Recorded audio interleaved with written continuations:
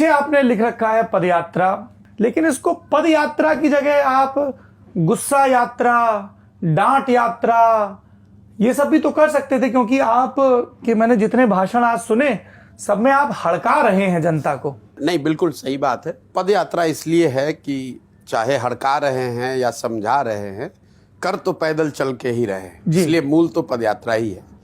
जहाँ तक जो मैं बात बोल रहा हूँ उसकी है, वो जरूर जो सामान्य राजनीतिक डिस्कोर्स में हम लोग बात सुनते हैं उससे थोड़ा अलग है।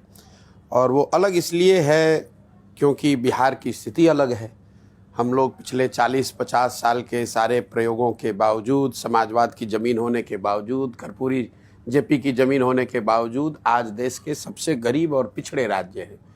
बिहार से बाहर जाने पर बिहारी कहे जाना ही एक अपने आप में गाली बना हुआ है।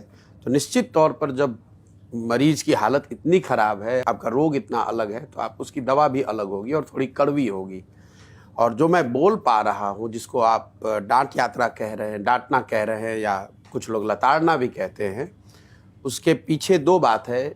वो इसलिए मैं कर पा रहा हूँ क्योंकि मैं समझता हूँ और अभी तक के अनुभव बता रहे हैं कि मैं सत्य बोल रहा हूँ। और दूसरा, मैं अपनों से बात कर रहा हूँ। तो जो लोग सुनते हैं, जिनको मैं कहता हूँ कि तुम्हारी ये स्थिति इसलिए है कि तुमने अपने बच्चों का ख्याल नहीं किया, तुम्हारी ये स्थिति इसलिए है कि तुमने अपना वोट 500 रुपये में बेच दिया, तुम्हारी स्थिति इसलिए है कि तुमने नेताओं की चिंता की, अपनी चिंता नहीं की, तो उन्हें बात कड़वी जरूर लगती है, लेकिन लगता है कि नहीं, बात तो ठीक है। इसीलिए आप देखते हैं कि कड़वी बातों के बावजूद एक एक आदमी हाथ उठाकर आशीर्वाद देता है, साथ में पैदल चलता है। खास करके जो बूढ़े बुजुर्ग हैं, महिलाएं हैं, बच्चे हैं, जो भी गांव में है।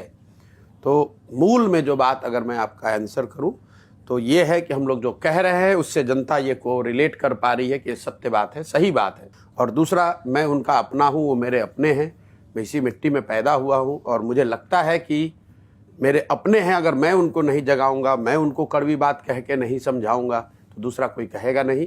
इसीलिए आप इस पूरी यात्रा में नहीं देखते हैं कि हम कहते हैं आप जनता जनार्दन हैं, हमको वोट दे दीजिए, हमारा साथ दे दीजिए।